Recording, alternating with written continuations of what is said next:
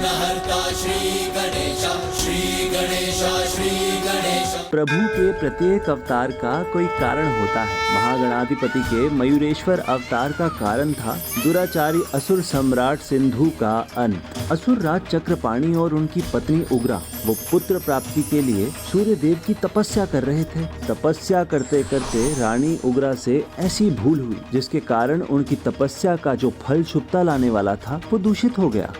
क्षमा महाराज, क्षमा। तपस्या करते करते अचानक मुझे क्षणिक आभास हुआ जैसे सूर्य देव के स्थान पर स्वयं आप हूँ, किंतु ये उचित नहीं है। रानी उग्रा सूर्य देव के तेज से प्रभावित थी और सूर्य देव की कृपा भी उन पर हुई, किंतु जो विचार दोष रानी उग्रा से हुआ था उसका परिणाम तो समस्त संसार को भुगतना था। उनकी कोप में बालक रूप में कुटिलता और दुष्टता का पर्याय ही पनप रहा था। प्रिय, स्वामी, आप कुशल तो हैं? स्वामी, असहनीय पीड़ा हो रही है। रानी की कोख में जो बालक पल रहा था उसका तेज भी उसी तेज के समान था जिससे रानी प्रभावित हुई थी, जो अब उनकी पीड़ा का कारण बन रहा था। बस प्रिय, कुछ दिनों का ही कष्ट है, उसके बाद हमारा ये पुत्र आपकी कोख में नहीं हमारी गोद में होगा। जो जन्म के पूर्व ही मुझे इतना कष्ट दे रहा है वो कहीं मेरे दोष का दंड तो नहीं? दंड ही है, दंड ही है। जिसे पाकर माँ को भी सुख का अनुभव ना हो, वो दंड ही है।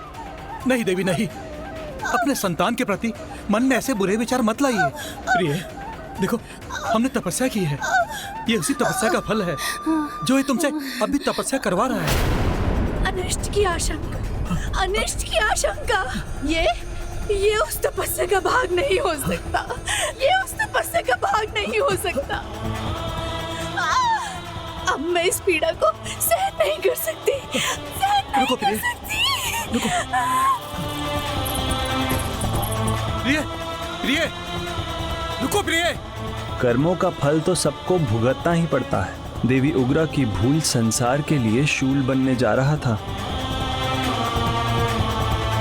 उसके उस असहनीय तेज ने, उसकी पीड़ा ने रानी से वो करवा दिया जिसकी कोई माँ कल्पना भी नहीं कर सकती। रुकिए प्रिय, रुकिए।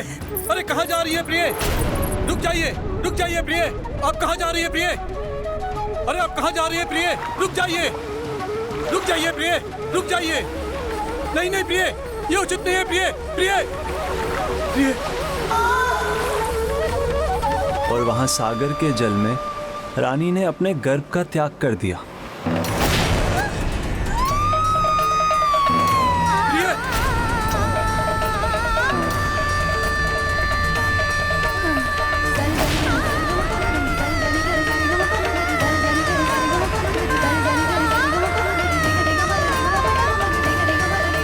प्रिय, प्रिय, प्रिय। स्वामी, ये क्या हो गया स्वामी? शांत हो जाओ प्रिय। जो हो गया वो हमारा भाग्य था, अब उस पर शोक करने का कोई लाभ नहीं। नहीं स्वामी, ये तो महापाप हो गया। अब मुझे जीने का कोई अधिकार नहीं, कोई अधिकार नहीं। नहीं प्रिय, नहीं, नहीं,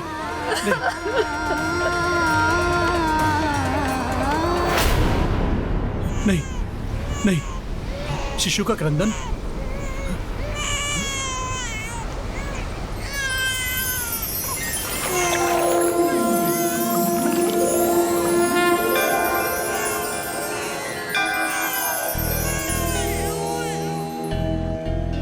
राजन, ये आपका पुत्र है। आपके कर्मों का फल आप इसे त्याग नहीं सकते।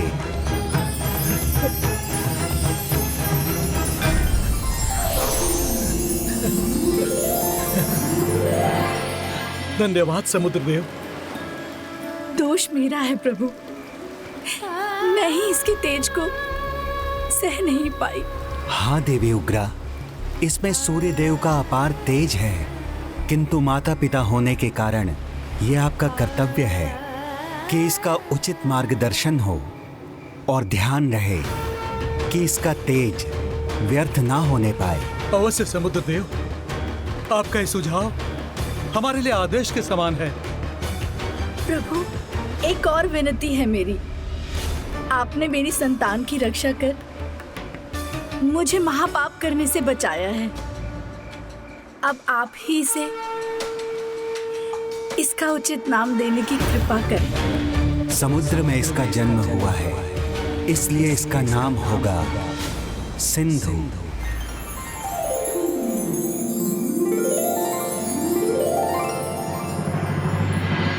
स्वामी, जो सूर्यदेव के तेज से जन्मा, जिसे समुद्र देव का आशीर्वाद प्राप्त हुआ, वो मात्र अपनी माता के दोष के कारण कुटिल और पापी होने का उदाहरण बना। नहीं प्रिय, अपने भविष्य के निर्माण का उत्तरदायी तो व्यक्ति स्वयं होता है। उसकी नियति उसके कर्म निर्धारित करते हैं, और यही हुआ सिंधु के साथ। माता पिता के मार्गदर्शन के कारण वो पांव के एक अंगूठे पर खड़ा रहकर 2 सहस्त्र वर्षों तक सूर्य देव की तपस्या में लीन रहा। ओम सूर्याय नमः, ओम सूर्याय नमः, ओम सूर्याय नमः, ओम सूर्याय नमः। और जब उसकी तपस्या उसके चरम पर पहुंची तो वह सशरीर उठकर आकाश में सूर्य देव की ओर ही बढ़ने लगा। ओम सूर्याय नमः, ओम सूर्याय नमः, ओम सूर्याय नमः, ओम सूर्याय नमः, ओम सूर्याय नमः, ओम सूर्याय नमः। मेरे निकट आकर स्वयं को भस्म करने की आवश्यकता नहीं है। मैं तुम्हारी तपस्या से प्रसन्न हूं सिंधु। सिंधु का प्रणाम सूर्यदेव। मांगो, क्या वरदान मांगते हो? मैं अवश्य दूंगा। सिंधु चाहता है सम्मान, देवताओं के समान। अजय होने का वरदान चाहता है सूर्यदेव।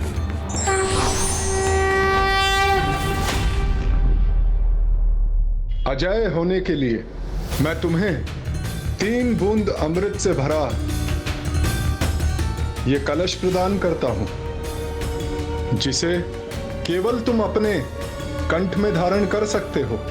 इसके प्रभाव से ना कोई देवता, ना नाग, ना गंधर्व, ना मानव, ना कोई जीव, ना जंतु, कोई नहीं, ना दिन में, ना संध्या, ना ही रात्रि में, अर्थात कोई भी किसी भी समय तुम्हारा वध नहीं कर सकेगा।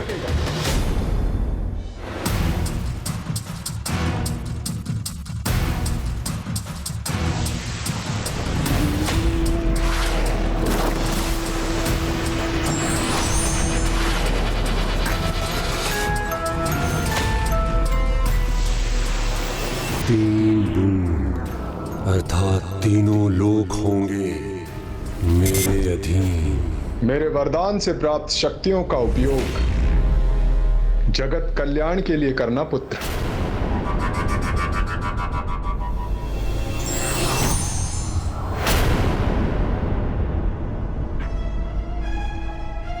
सम्मान, वरदान, भगवान, 3 शब्द मुझे पूर्ण करेंगे। दिव्य तेज तो जन्म से ही प्राप्त है, और अब अपने इस वरदान से मैं बनूंगा भगवान। अब एक ओर थे ऋषि गौतम और देवी अहिल्या, भगवान के प्रति अपनी अटूट आस्था के कारण जो अच्छाई और धर्म का विस्तार करने का प्रयास कर रहे थे, और दूसरी ओर था दुष्टता का पर्याय सिंधु, जो अपने तेज और शक्ति के उन्माद में दुष्टता का ही विस्तार करने लगा। अपने आप को भगवान घोषित कर उसने तीनों लोकों पर अपना अधिकार कर लिया। फिर धीरे धीरे उसने सभी प्रभु भक्तों को अपनी भक्ति करने पर विवश कर दिया, और जिन्होंने ये स्वीकार नहीं किया उन्हें उस दुष्ट ने मृत्युदंड दे दिया। तीनों लोकों पर विजय पाकर वो सभी से अपनी पूजा भी करवाने लगा। भगवान सिंधु की, भगवान सिंधु की, भगवान सिंधु की। तब देवताओं के अनुरोध पर मैं उसे रोकने गया।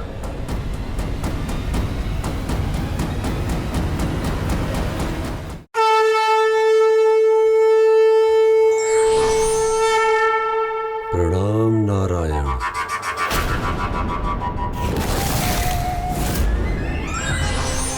हो गया सम्मान जितना होना था। अब सिंधु के साथ युद्ध में अपमान ही होगा नारायण। वरदान की शक्ति से इतने उत्साहित हो सिंधु, या वास्तव में मेरा सामना करने का साहस भी रखते हो? मेरा साहस सह नहीं सकेंगे नारायण।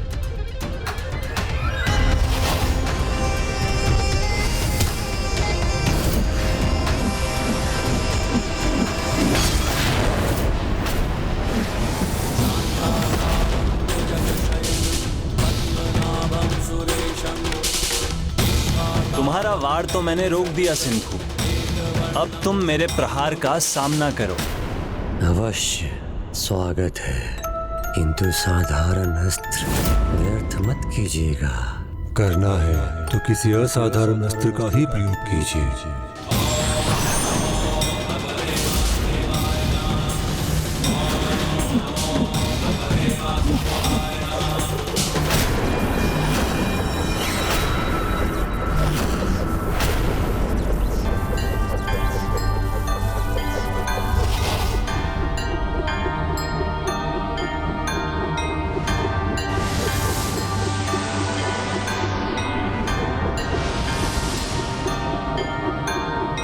ये कैसे संभव है? इसने प्रभु श्री हरि नारायण के सुदर्शन चक्र को धारण कैसे कर लिया? मेरा सुदर्शन चक्र थामकर उसे धारण कर सके ऐसा असाधारण योद्धा तो मैंने कभी नहीं देखा सिंधु। तुम युद्ध कौशल में अत्यंत निपुण हो। जो आप कहे वो आपको लौटाता है सिंधु, किंतु बदले में वरदान चाहता है।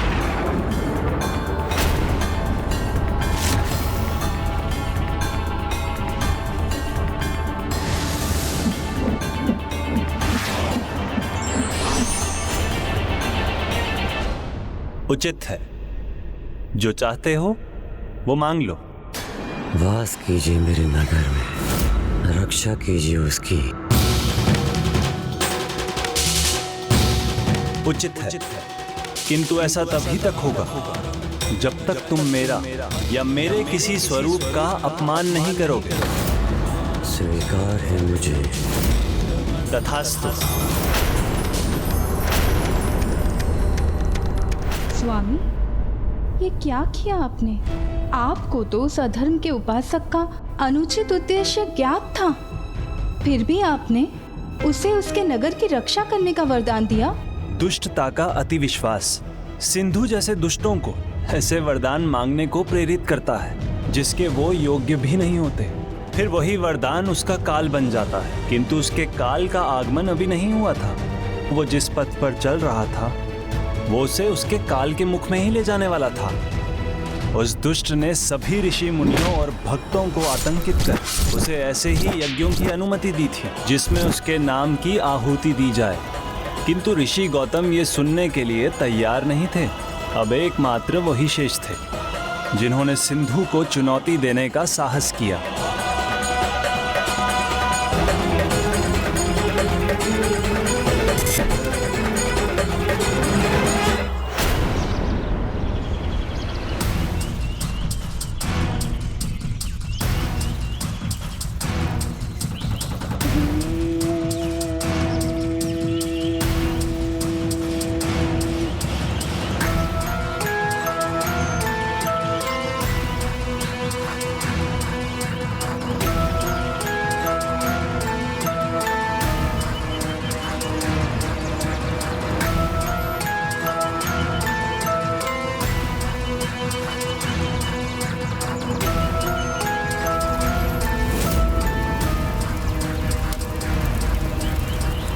सिंधु चाहता है सम्मान और आप कर रहे हैं अपमान, तो दंड तो मिलेगा ना।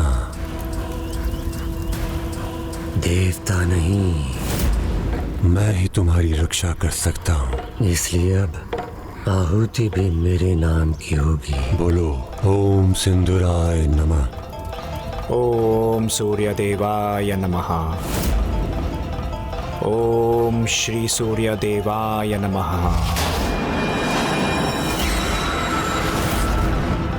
ओम सूर्यदेवाय नमः।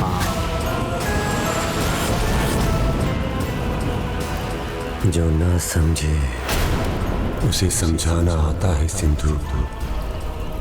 अब ये यज्ञ भी रुकेगा और शीश भी झुकेगा भगवान सिंधु के सामने। प्रभु महागणाधिपति के नाम पे जो यज्ञ मैंने आरंभ किया है, उसमें तुम कोई भी विघ्न नहीं डाल सकोगे सिंधु। उसमें तुम कोई भी विघ्न नहीं डाल सकोगे सिंधु।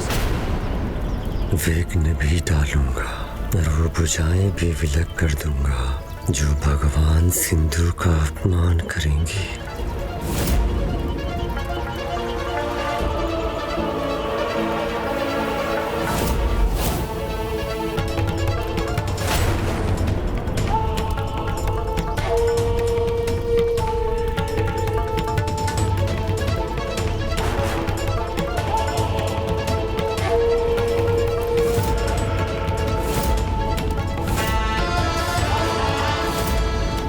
जो हाथ पूर्ण आहुति देने के लिए उठे हैं वो कट जाएंगे। फिर कैसी आहुति और कौन सा यज्ञ। ना रहेंगे हाथ, ना होगी आहुति।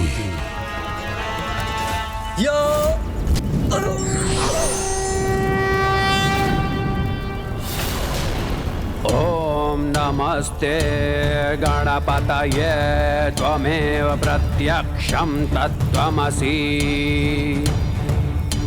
त्वमेव केवलं कर्तासि, त्वमेव केवलं कर्तासि। त्वमेव केवलं कौन है जिसने तिनके से पहाड़ गिराने का प्रयास किया है? अलविदं ब्रह्मासि। अवानुचानमवशिष्यम्। क्या हुआ सिंधु? कहीं तुम्हें इस यज्ञ की अग्नि में अपनी चिता की अग्नि तो नहीं दिख गई? महागणाधिपति को समर्पित इस यज्ञ की अग्नि किसी के भी प्रयास से बुझने वाली नहीं है, और यदि किसी ने दुस्साहस किया तो वह स्वयं बुझ जाएगा। बुझेगी, अवश्य बुझेगी। हर यज्ञ की अग्नि भी और सबके जीवन की ज्योति भी।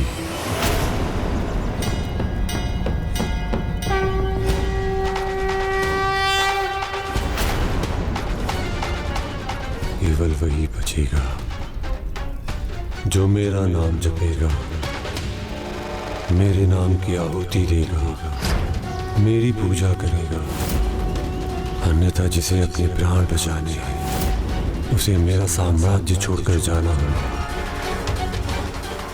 ये मैंने क्यों कहा या किसी ने कहलवाया?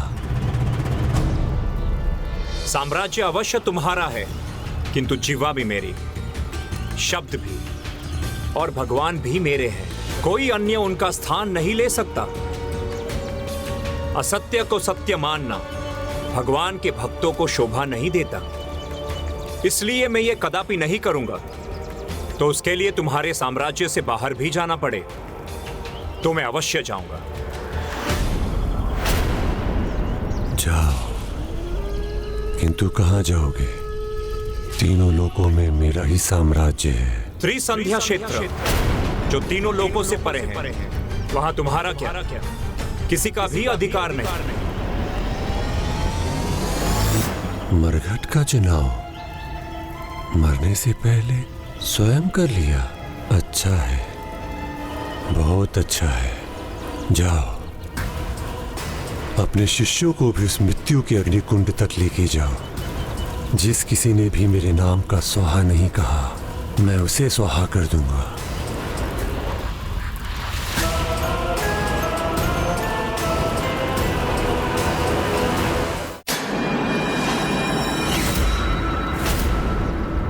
आदेश तुम्हारा नहीं, मेरे प्रभु का मान्य है। मुझे उनकी इच्छा से ही मैं त्रिसंध्या क्षेत्र जा रहा हूं। किंतु मेरे जीवा पर आने वाले शब्द ध्यान से सुनना सिंधु।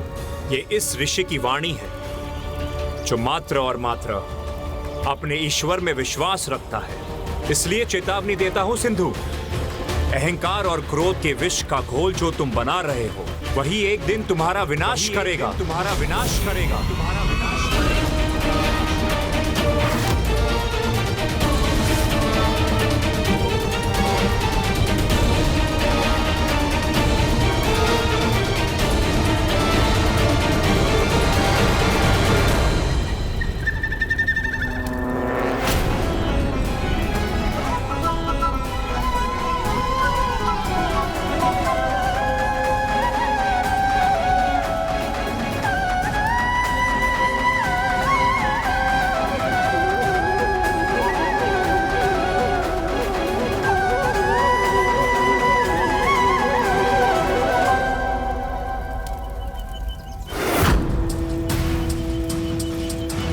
विष तो खुलेगा तुम्हारे और तुम्हारे शिष्यों के जीवन में, तुम्हारे भगवान ने तुम्हें तुम्हारे काल के मुख में ढकेला है।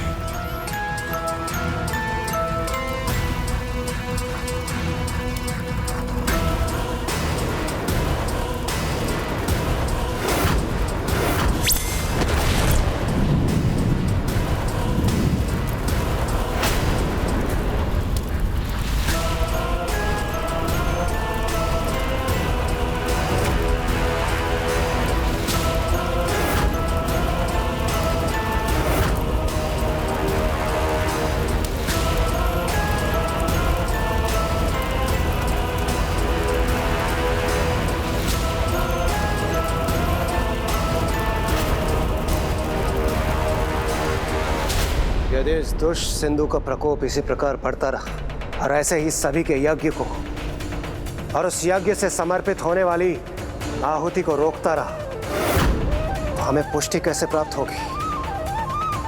फिर हमें देवता कौन स्वीकार करेगा?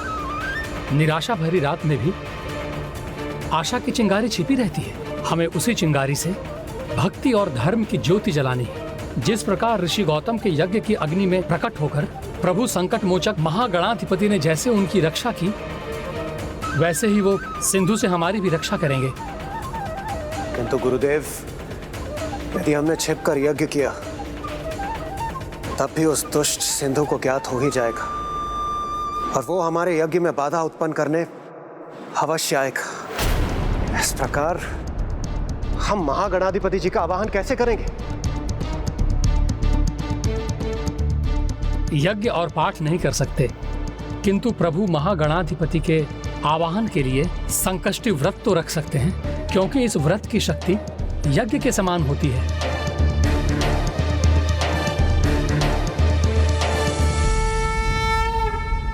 अब एक और ऋषि गौतम अपने शिष्यों के साथ मरुभूमि समान जल, वनस्पति, यहाँ तक कि सूर्य की किरणों से रिक्त निवास के लिए अत्यंत कठोर त्रिसंध्या क्षेत्र में जाने के लिए विवश हुए। दूसरी ओर देवताओं ने पूर्ण भक्ति और निष्ठा से वो संकष्टी व्रत किया जिसे करने से प्रभु महागणाधिपति के दर्शन के साथ उनकी कृपा भी अवश्य मिलती है। और ये दो घटनाएं श्री मयूरेश्वर गणेश के अवतार का कारण बनी। हे परब्रह्म महागणाधिपति जी, उस दुष्ट सिंधु के प्रकोप के कारण हमारे लिए आपका यज्ञ करना, आपके नाम का जाप करना और आपकी मूर्ति बनाना संभव नहीं। इसलिए इस पवित्र सुपारी को आपका स्वरूप मानकर हमने संकष्टी व्रत रखा है। कृपा कर हमारे इस व्रत को, हमारी तपस्या को, हमारे यज्ञ को स्वीकार करें और हम पर कृपा करें। प्रभु कृपा करें हम पर।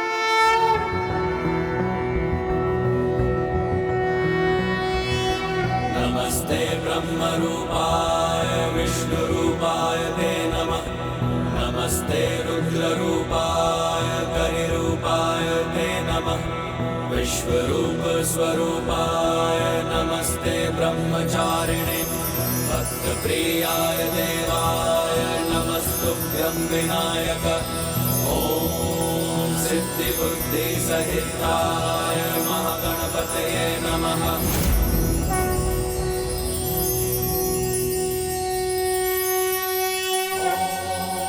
गजाननाय नमः।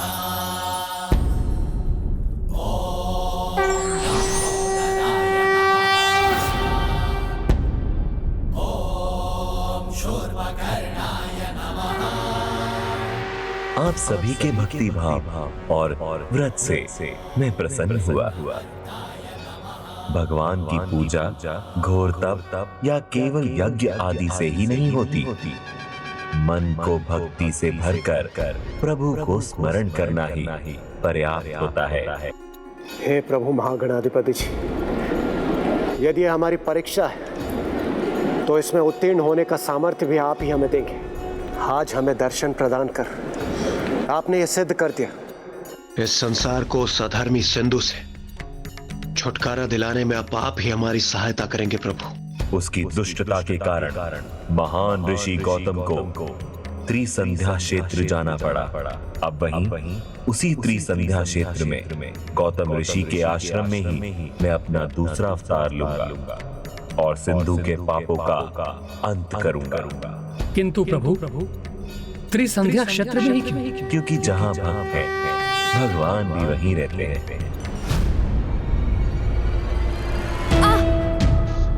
संभल कर, यहाँ भूमि पथरीले हैं, यहाँ संभल कर चलना होगा। ठीक है, आ जाओ। प्रभु, त्रिसंध्या क्षेत्र में क्या आप ऋषि गौतम और देवी अहिल्या के पुत्र के रूप में जन्म लेंगे? मैं उन्हीं के आश्रम में आऊंगा, वहीं उनकी छत्र छाया में रहूंगा। किंतु मुझे जन्म तो वो माता देंगी जो बहुत समय से पुत्र सुख पाने की आशा में व्याकुल है।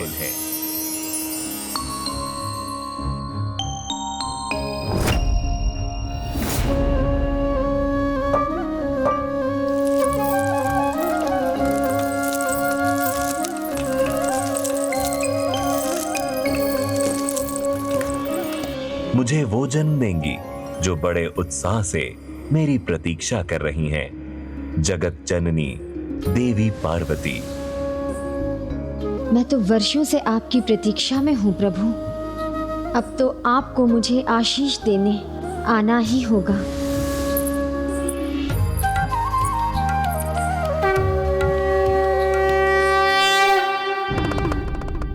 प्रभु, प्रभु, प्रभु, प्रभु, किसी असुर का सामना करना हो तो प्रेत आगे है। किसी शक्तिशाली योद्धा का सामना करना हो तो भी प्रेत आगे है। आपकी और माता की सेवा करनी हो तो भी प्रेत आगे है। किंतु प्रभु, जिस प्रकार माता पार्वती मुझसे बालकों का पालना बनवा रही हैं, उससे तो मैं थक गया हूँ प्रभु। मैं बनाता हूँ तो माता कहती है अच्छा नहीं है। प्रेत जी, माता, पालने को अच्छे से सुसज्जित कीजिए। जो आज्ञा माते। किंतु प्रभु, कैलाश में तो बालक है ही नहीं, फिर व्यर्थ में पालने क्यों बनवा रही है माता? क्या होने वाला है प्रभु? माता ये सब क्यों करवा रही है? पता नहीं इतने सारे पालनों का वो क्या करने वाली है प्रभु। जिसकी प्रतीक्षा मुझे है, शीघ्र ही यहाँ उसकी किलकारी गूंजेगी। और एक बात और प्रभु, जब मैं पालने बनाकर थक जाता हूँ तो मुझसे खिलौने भी बनवाती हैं। मुझे माता की चिंता हो रही है प्रभु। प्रेत जी, हाँ? मुझे ऐसे नहीं, मुझे अति सुंदर खिलौने चाहिए। शीघ्रता कीजिए। प्रभु, जितने खिलौने मुझे आते थे मैंने बना दिए, पर वो कहती हैं और बनाओ, इससे उत्तम बनाओ। अब क्या बनाऊं और किसके लिए बनाऊं प्रभु? जी भर के अपनी ममता का आनंद लूंगी मैं, मन भर के खेलूंगी उसके साथ। प्रभु, मैं जब भी अपने शिष्यों को शिक्षा देने का कार्य कर रहा होता हूँ प्रभु, तो माता आश्रम में पहुंचकर उन्हें पकवान खिलाती है, उनका दुलार करती है। इससे मेरा कार्य अधूरा रह जाता है प्रभु।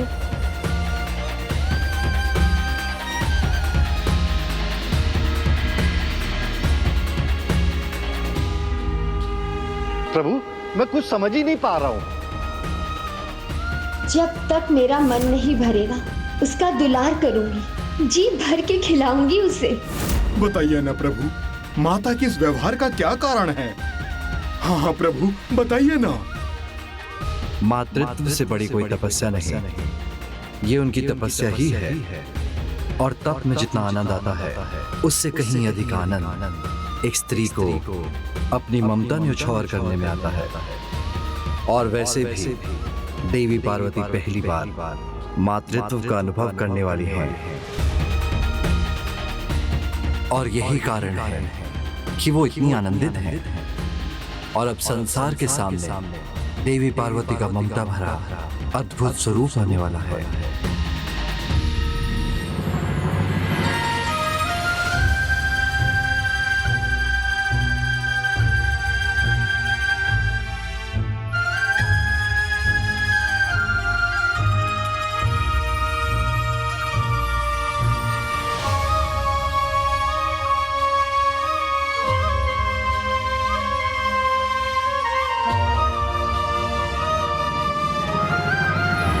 ऋषि गौतम अपने शिष्यों के साथ मरुभूमि समान जल, वनस्पति, यहाँ तक कि सूर्य की किरणों से रिक्त निवास के लिए अत्यंत कठोर त्रिसंध्या क्षेत्र में जाने के लिए विवश हुए।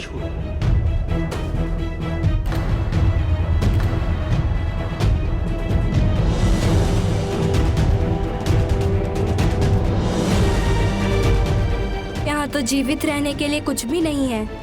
ऐसा लगता है कि यहाँ अकेले पड़े हुए ही हम सभी की मृत्यु हो जाएगी। नहीं वत्स, भगवान अपने भक्तों को कभी अकेला नहीं छोड़ते। जो भक्त प्रभु की भक्ति में झुक जाता है वो कहीं भी खड़ा हो सकता है। मुझे विश्वास है उनके आशीर्वाद से त्रिसंध्या क्षेत्र का ये मरुस्थल भी हरा भरा होकर पवित्र धाम बन जाएगा। भैया देखिए, मैंने आपके लिए क्या बनाया है। अब तो आपको आपकी बहन की इच्छा पूर्ण करनी ही होगी। रक्षा सूत्र का बंधन मैं बांधूंगी तो भार तो आपको देना ही होगा। अब तो अपने समान पुत्र प्राप्त करने का आशीष दें।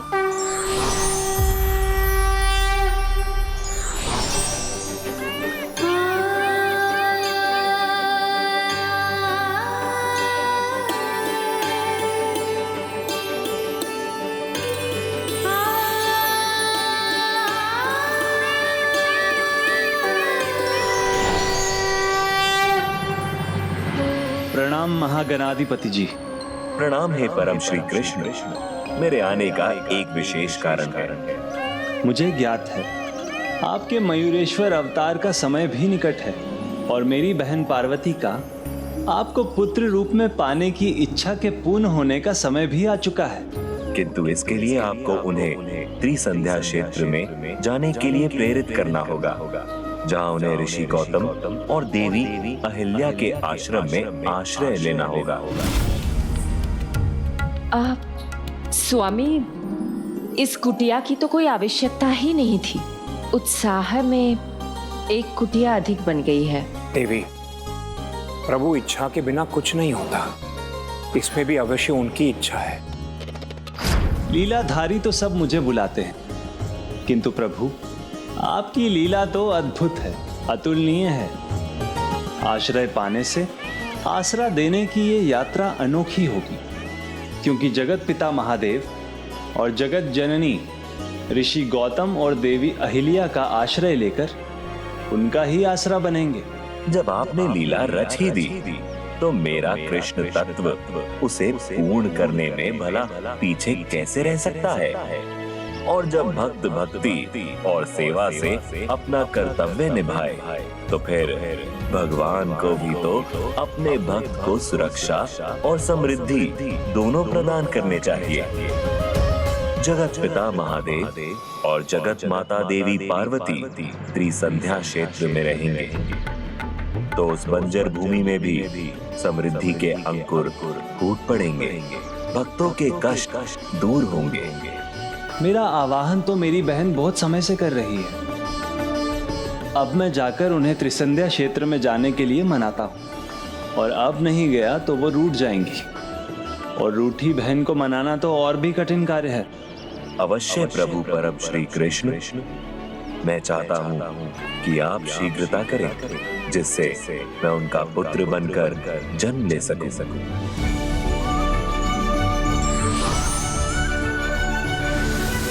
हे परम कृष्ण, बहन प्रतीक्षा में हो और भाई उसे दर्शन के लिए तरसाए, ये उचित है क्या?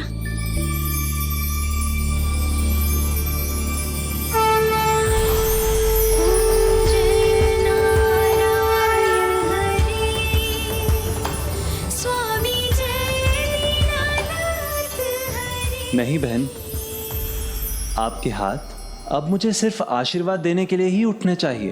अच्छा, पहले तो मुझसे इतनी प्रतीक्षा करवाई और अब मीठे बोलों से बहला रहे हैं। चलिए तो शीघ्र मेरी इच्छा पूर्ण कीजिए। अंतर्यामी है आप, तो आपको तो मेरी इच्छा ज्ञात होगी ही। ज्ञात होने पर भी उसे समझना कठिन है। मेरे जैसी संतान चाहिए आपको।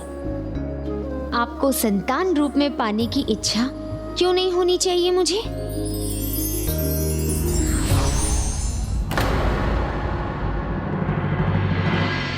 क्योंकि बहन, आप ही तो मुझे चंचल और नटखट बुलाती हैं। वो तो है, किंतु क्या कहूँ, आपके कुछ गुण ऐसे हैं जिनका ध्यान कर मैं सब भूल जाती हूँ। आप समझदार हैं, संस्कारी हैं।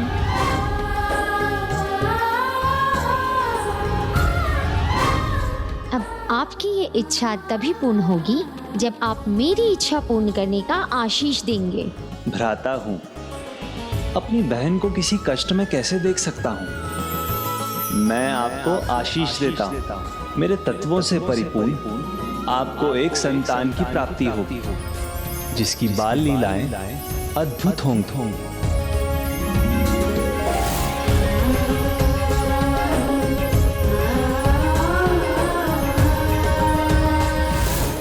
आपका ये पुत्र परम ब्रह्म प्रभु महागणाधिपति जी का दूसरा अवतार होगा, जिनका नाम होगा मयूरेश्वर। मयूरेश्वर, मयूरेश्वर।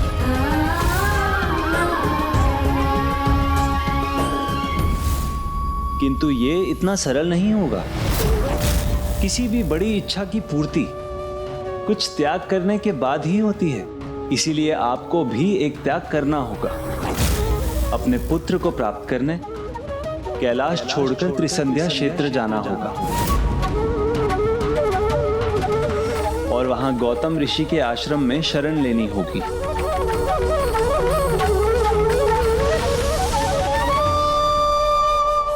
आश्रम तो तैयार हो गया देवी। स्वामी देखिए, सभी शिष्य थके हुए हैं, भूख प्यास लगी है सभी को। गुरुवर, गुरुवर, मैंने दूर दूर तक ढूंढ लिया, पूर्व दिशा में तो जल की एक बूंद भी नहीं है। गुरुदेव, जहां मैं गया वहां भी जल नहीं मिला मुझे। किंतु स्वामी, जल तो जीवन का आधार होता है ना। पेड़ पौधे प्राण वायु है, इनके बिना जीवन तो असंभव है।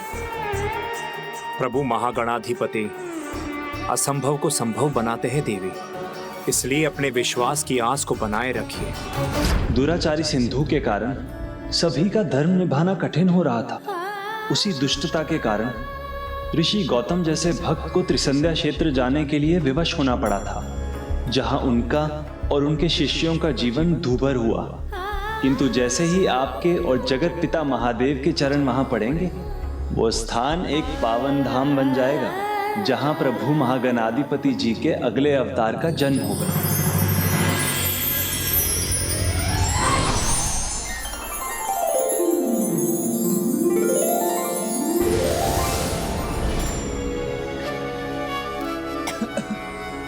अब तो ये प्यास मुझे भी सहन नहीं हो रही। गुरुदेव, किसी भी दिशा में कहीं भी जल नहीं है।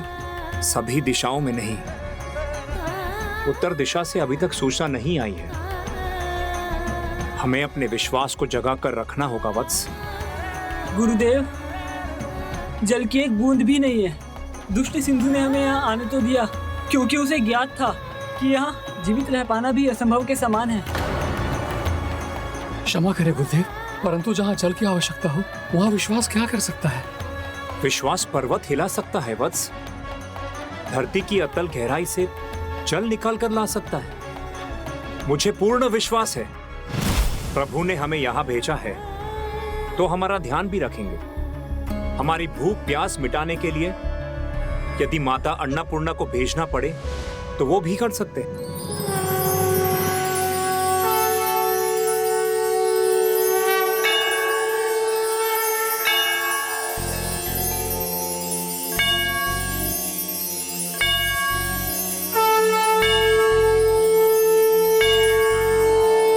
नित्यानंद करी वरा भय करी सौंदर्य रत्ना करी निर्धुताखिल घोर पावन करी प्रत्यक्ष माहेश्वरी प्राणे याचल वंश पावन करी काशी पुराधीश्वरी भिक्षा में कृपावलंबन करी माता गुरुदेव, गुरुदेव, जल लाया हूँ। प्रभु की कृपा से बहुत जल मिला मुझे और इस बंजर भूमि पर पेड़ पौधे भी देखा मैंने।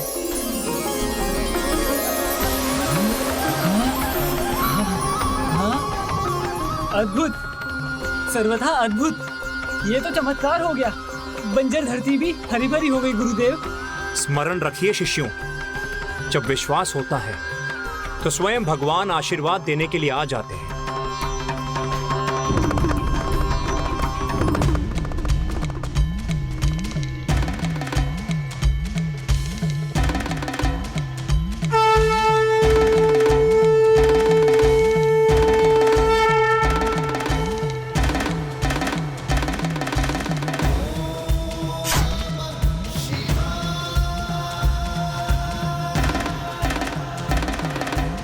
गौतम ऋषि, हम आपके आश्रम में आश्रय लेने आए हैं। ये क्या कह रही हैं आप माता? मैं एक साधारण भक्त हूँ और भक्त अपने भगवान को आसरा केवल अपने हृदय में दे सकता है। ये सब कुछ आपका ही तो दिया हुआ है। प्रभु, माता, आपका यहाँ स्वागत है। आप यहाँ आए, हम कृतार्थ हुए। आप आइए प्रभु, आइए माता।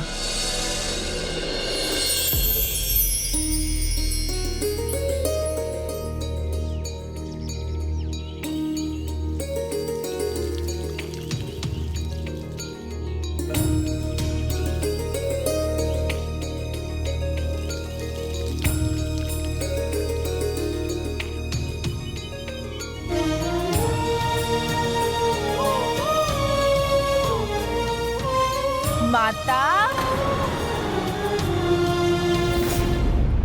माता,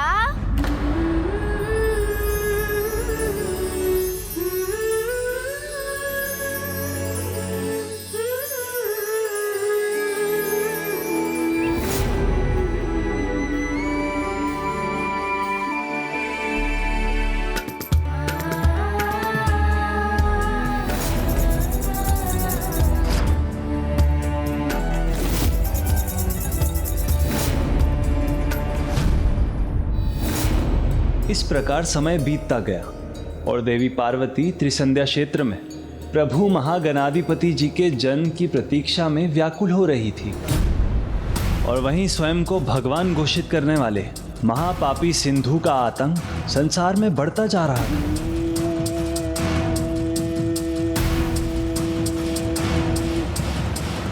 हे ऋषि, चलो झुको भगवान सिंधु के सामने।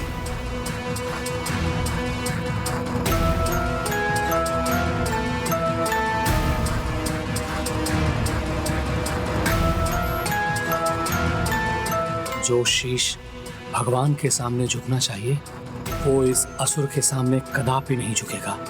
मूर्ख ऋषि,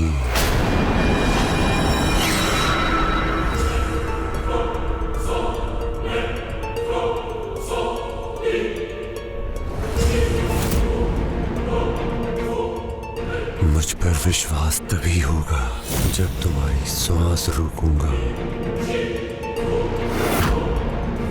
कांपो मत, भगवान सिंधु सभी को उचित प्रसाद देती है।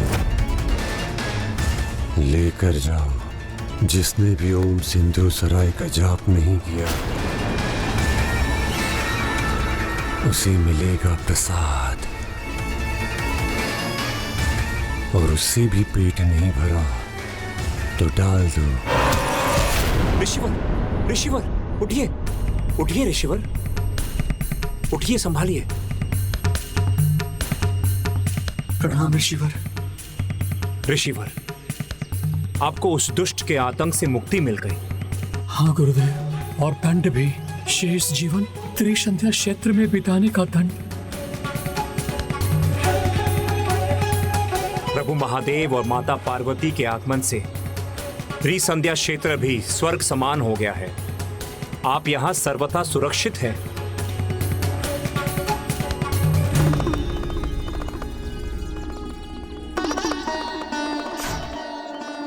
प्रणाम प्रभु। प्रणाम। प्रणाम देवी अहिल्या।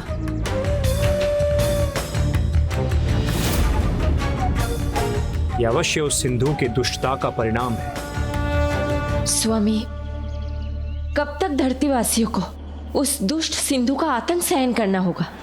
कब आएंगे हमारे रक्षक हम सबकी रक्षा करने के लिए? माता, प्रभु परम श्री कृष्ण ने मुझे यही आशीष दिया था कि मेरे त्रिसंध्या क्षेत्र आने पर स्वयं परम ब्रह्म महागणाधिपति मेरे पुत्र के रूप में आएंगे और वो सिंधु का आतंक ही नहीं उसका भी अंत करेंगे। किंतु इतना समय हो गया, पता नहीं प्रभु के मन में क्या है, वो अपना ये आशीष कैसे पूर्ण करेंगे।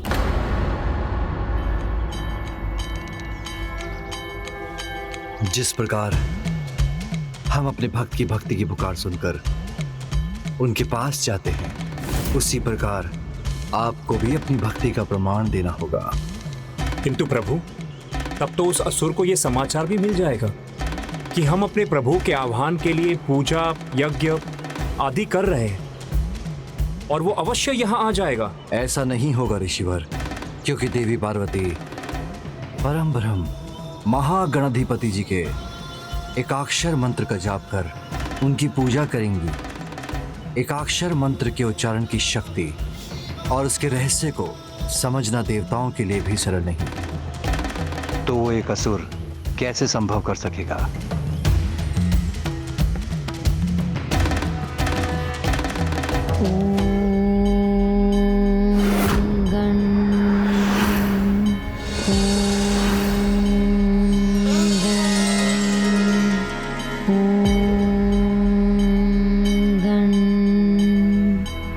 एक और देवी पार्वती निरंतर जाप में लीन थी, तो दूसरी ओर देवी अहिल्या देवी पार्वती का ध्यान रख रही थी, और ऐसा 12 वर्षों तक चलता रहा।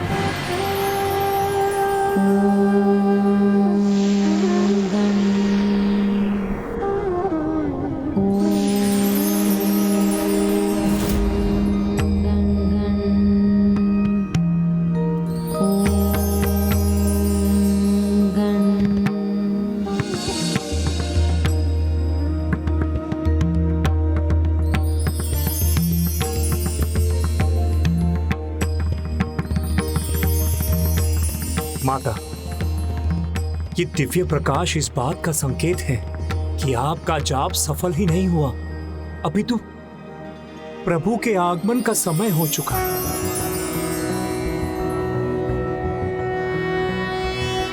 नमस्ते ब्रह्म रूपाय विष्णु रूपाय ते नमः।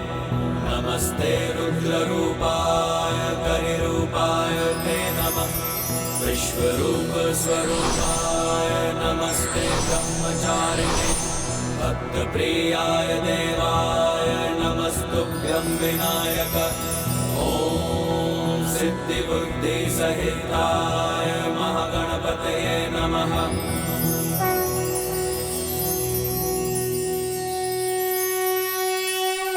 हे परम ब्रह्म प्रभु महागणाधिपति जी, पार्वती का प्रणाम स्वीकार कीजिए।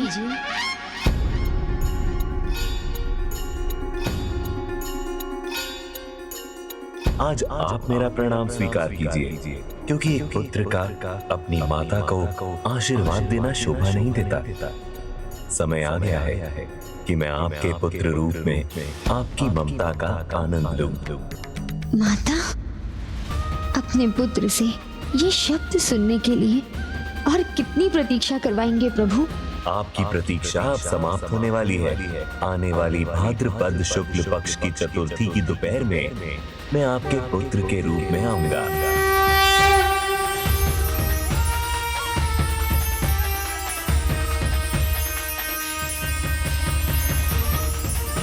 आने वाली भाद्रपद शुक्ल पक्ष की चतुर्थी की दोपहर में मैं आपके पुत्र के रूप में आऊंगा।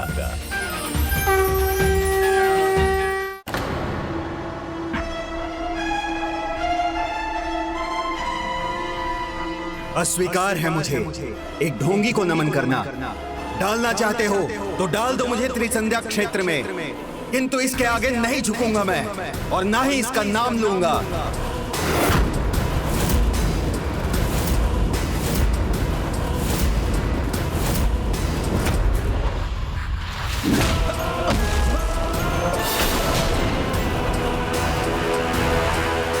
चाहे तुम कुछ भी कर लो, मैं नहीं झुकूंगा।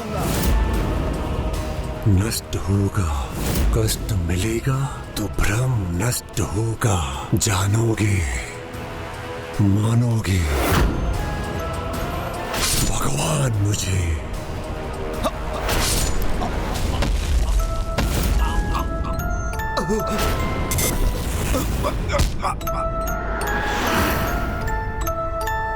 जो सिंधु धर्म कर्म का काल बना हुआ था, उसे ये ज्ञात नहीं था कि अब स्वयं उसके काल के जन्म का समय आ गया था। जबकि दूसरी ओर देवी पार्वती के लिए प्रतीक्षा करना कठिन हो रहा था।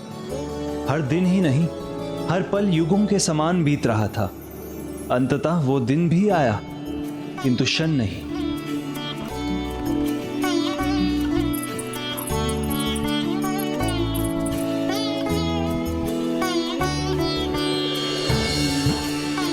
इतने शुभ दिन की भोर में भी सभी आश्रम वासी निद्रा में लीन क्यों हैं? कुछ भी हो, मैं तो अपने पुत्र के आगमन की, उसके स्वागत की उचित तैयारी करूंगी।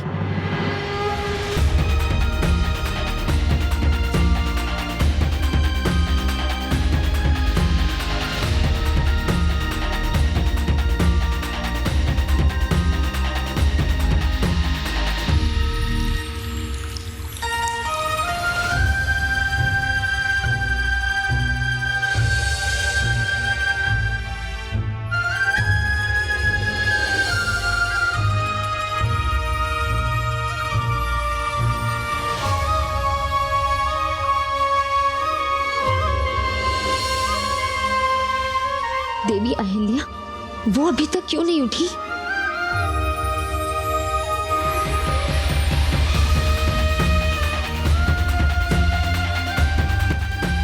माता,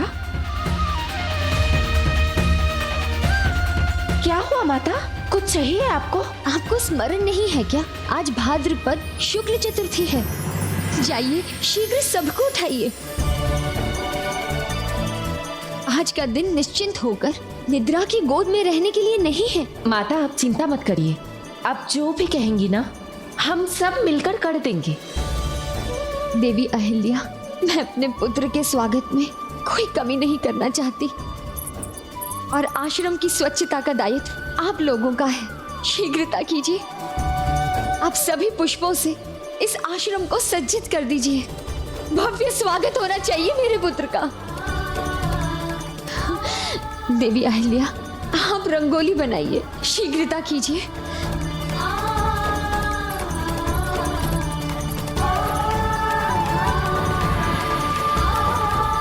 प्रतीक्षा का जब फल मिलने वाला होता है तो ऐसी ही स्थिति होती है। माता का व्याकुल होना स्वाभाविक है।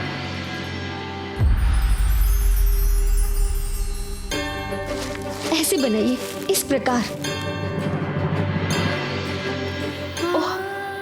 सूर्यदेव तो अपनी यात्रा पर आगे बढ़ गए हैं। हमें और शीघ्रता करनी होगी। ऐसे कीजिए,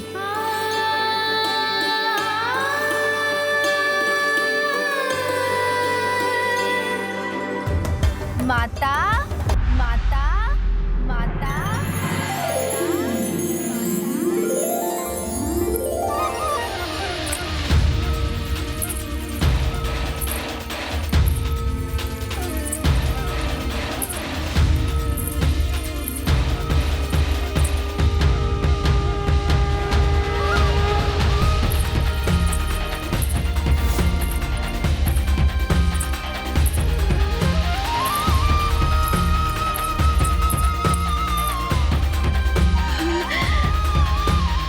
मुझे आभास हो गया है, मेरा पुत्र आ गया है।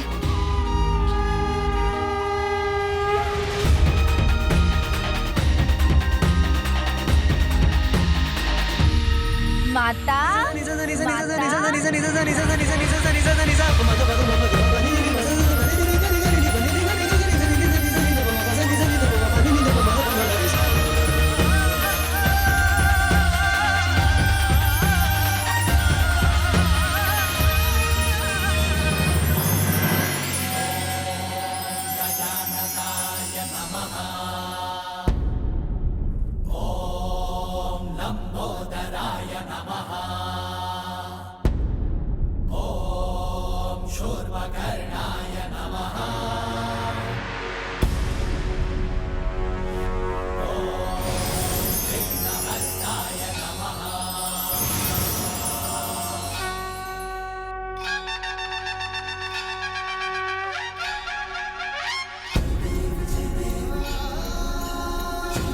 माता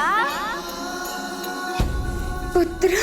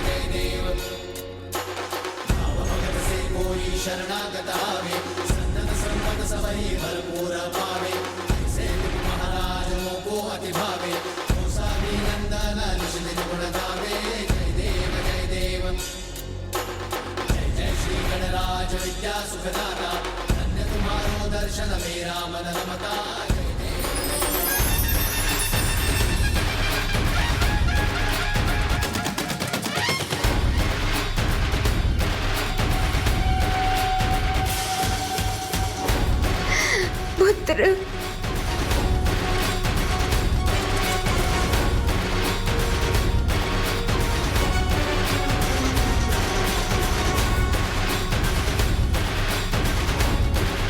प्रणाम पिताश्री। कल्याण हो पुत्र।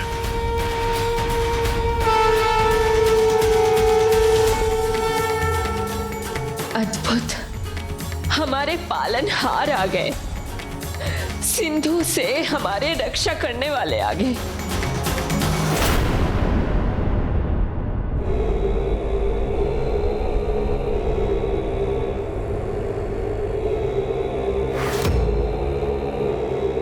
त्रिलोक के भगवान और ऐसी दुर्दशा। रुकिए देवर्षि नारद,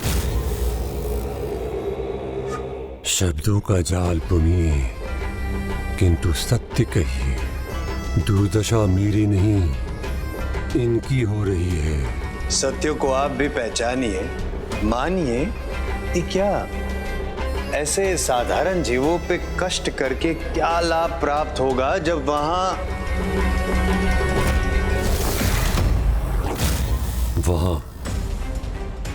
वहां क्या?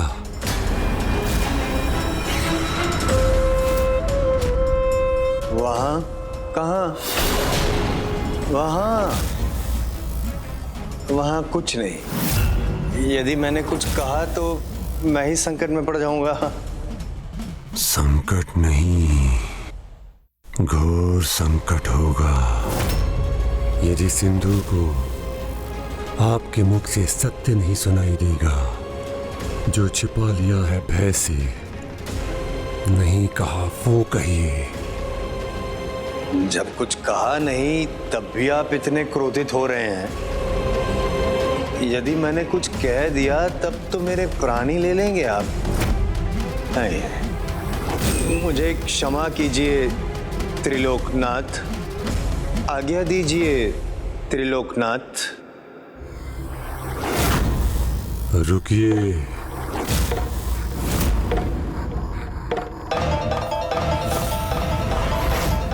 त्रिलोकनाथ, अच्छा लगा।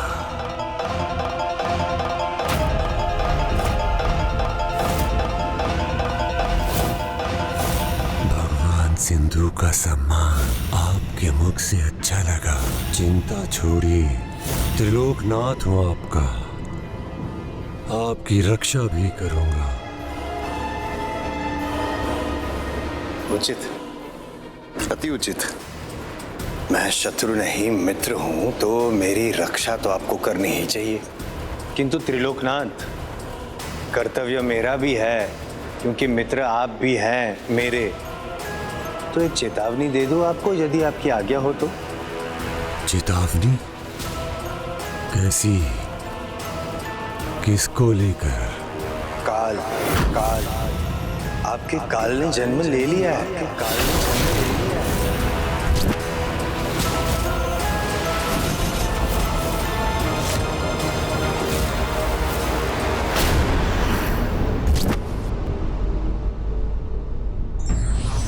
धर्म की तरंगे इतनी शक्तिशाली होती हैं कि उनके प्रभाव से कोई भी प्रतिकूल परिस्थिति अनुकूल और व्याकुल हृदय प्रफुल्लित हो जाता है।